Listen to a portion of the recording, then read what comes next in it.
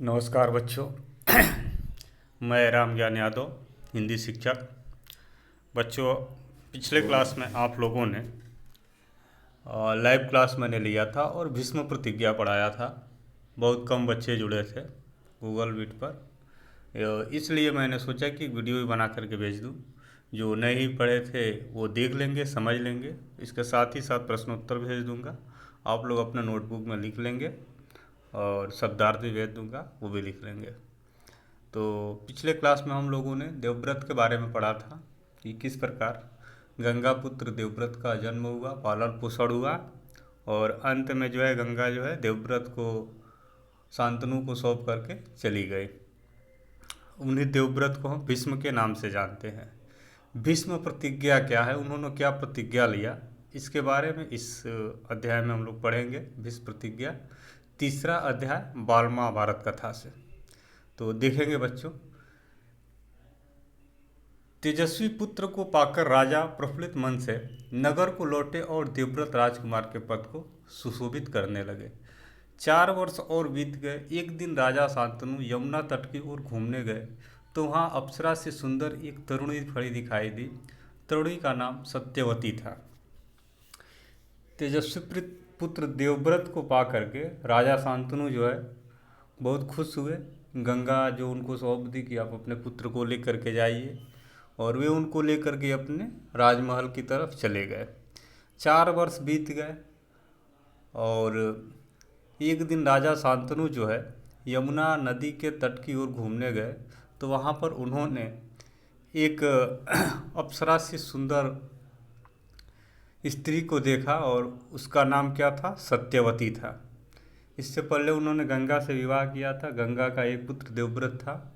अब जो है पुनः वे शादी विवाह नहीं करना चाहते थे, लेकिन एक दिन जब वे यमुना तट के किनारे गए तो वहाँ पर उन्होंने एक सुंदर अप्सरा जैसी स्त्री सत्यवती खड़ी थी, उसको देखा और उनका मन जो है उससे विवाह करने का हुआ। गंगा के वियोग के कारण राजा के मन में जो विराग छाया हुआ था वह इस तरुणी को देखते ही विलीन हो गया। उस सुंदरी को अपनी पत्नी बनाने की इच्छा उनके मन में बलवती उठी और उन्होंने सत्यवती से प्रेम याचना की।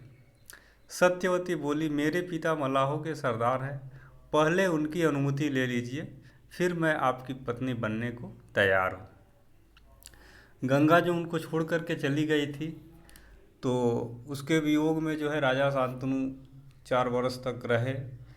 अब जो उन्होंने सत्यवती को देखा तो उनके मन में यह इच्छा जागृत हुई कि वे सत्यवती को अपनी पत्नी बनाएं, और इसके लिए उन्होंने उनसे बोला सत्यवती से।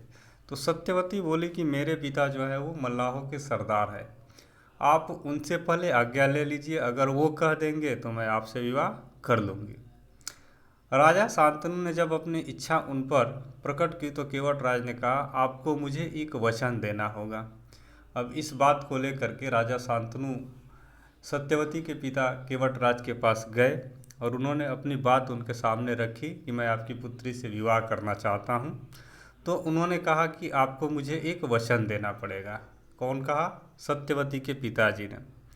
राजा ने कहा, जो मांगोगे दूंगा, यदि वह मेरे लिए अनुचित न हो। तो राजा शांतनु बोले कि ठीक है, जो आप मांगेंगे मैं वचन देने के लिए तैयार हूँ, लेकिन वह मेरे लिए अनुचित नहीं होना चाहिए। केवटराज बोले, आपके बाद हस्तिनापुर के राज सिंहासन पर मेरी लड़की का पुत्र बैठेगा, इस बात का आप मुझे वचन दे सकते हैं? तब केवटराज बोले कि हस्तिनापुर में आपके बाद जो अगला व्यक्ति राजगद्दी पर बैठेगा वह मेरी पुत्री का ही पुत्र बैठेगा, यानी सत्यवती का पुत्र बैठेगा, न कि देवव्रत। क्या आप मुझे इस बात की वचन दे सकते हैं? केवटराज की शर्त राजा शांतनु को नागवार लगी। गंगासुत को छोड़कर अन्य किसी को राजगद्दी पर बैठाने की कल्पना तक उनसे न हो सकी। निराश और उद्विग्न मन से वह नगर की ओर लौट आए। किसी से कुछ कह भी ना सके, पर चिंता उनके मन को कीड़े की तरह कुतर कुतर कर खाने लगे। केवटराज जो है कभी सोचे भी नहीं थे कि वे अपने पुत्र देवव्रत को छोड़ करके किसी और को राजा बनाएंगे, और वह उनसे यह वचन मांग रहे थे जो उनको अनुचित लगा।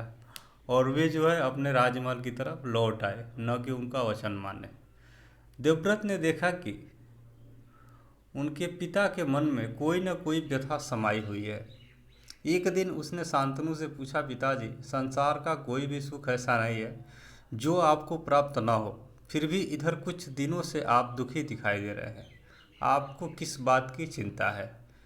जब राजा शांतनु केवट राज के यहाँ से निराश होकर लौट आए तो उनके पुत्र देवव्रत जो है उसमें उनको कई दिनों से अनमना देख रहे थे। तो उन्होंने अपने पिताजी से जा कर के पूछा कि आपको इस संसार में सारे सुख उपलब्ध है, फिर आप किस बात की चिंता कर रहे हैं? ये उन्होंने उनसे पूछा, शांतनु से, देवव्रत ने। यद्यपि शांतनु ने गोल मोल बातें बताई, फिर भी कुशाग्र बुद्धि देवव्रत को बात समझते देर न लगी। उन्होंने राजा के सारथी से पूछताछ करके उस दिन केवट राज से यमुना नदी के किनारे जो कुछ बातें हुई थी उनका पता लगा लिया। पिताजी के मन की व्यथा जानकर देवव्रत सीधे केवट राज के पास गए और उनसे कहा कि वह अपनी पुत्री सत्यवती का विवाह महाराज शांतनु से कर दें। चूँकि देवव्रत जो है शांतनु से पूछा तो वे उनकी बातों को टाल दिए, लेकिन दुख का कारण इन्होंने उनके सारथी से पता किया तो पता चला कि ये सत्यवती से विवाह करना चाहते हैं और केवट राज इस बात को मना कर दिए हैं। तो वे जो है केवट राज से मिलने के लिए देवव्रत गए। फिर केवट राज ने वही शर्त दोहराई जो उन्होंने शांतनु के सामने रखी थी। अब केवट राज जो है वो अपनी ही शर्त दोहराई जो उन्होंने शांतनु के पास रखा था कि सत्यवती का पुत्र ही अगला राजा बनेगा। तो देवव्रत ने कहा, यदि तुम्हारी आपत्ति का कारण यही है तो मैं वचन देता हूँ कि मैं राज्य का लोभ नहीं करूँगा, सत्यवती का पुत्र ही मेरे पिता के बाद राजा बनेगा। तो देवव्रत ने उनकी शर्त मान ली और उन्होंने कहा कि सत्यवती का पुत्र ही पिताजी के बाद राजा बनेगा, मैं नहीं बनूंगा। केवट राज इससे संतुष्ट न हुए, उन्होंने और दूर की सोची।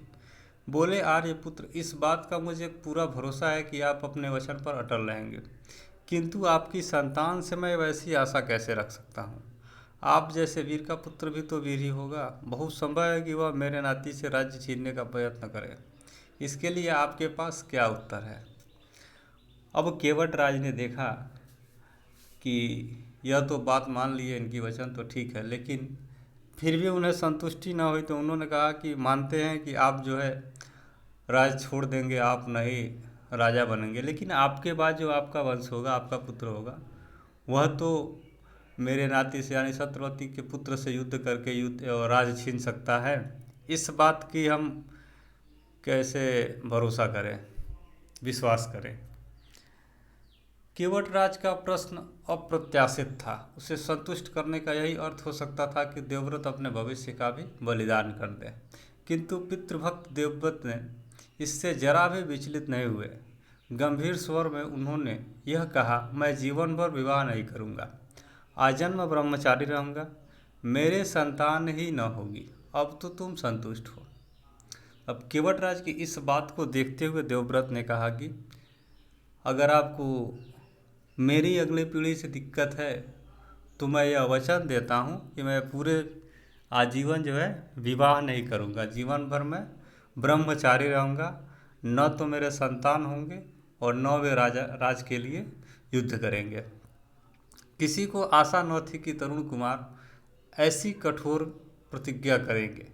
देवव्रत ने भयंकर प्रतिज्ञा की थी, इसलिए उस दिन से उनका नाम ही भीष्म पड़ गया। केवट राज ने सानंद अपनी पुत्री को देवव्रत के साथ विदा किया। किसी को भी इस बात की उम्मीद नहीं थी कि देवव्रत जो इतनी बड़ी प्रतिज्ञा कर लेंगे कि आजीवन ब्रह्मचारी रहेंगे, कभी विवाह नहीं करेंगे, और इसलिए उनका नाम जो है उस दिन से देवव्रत का नाम क्या पड़ गया? भीष्म पड़ गया, भीष्म प्रतिज्ञा। तो देवव्रत जो है, देवव्रत को ही हम लोग भीष्म के नाम से जानते हैं।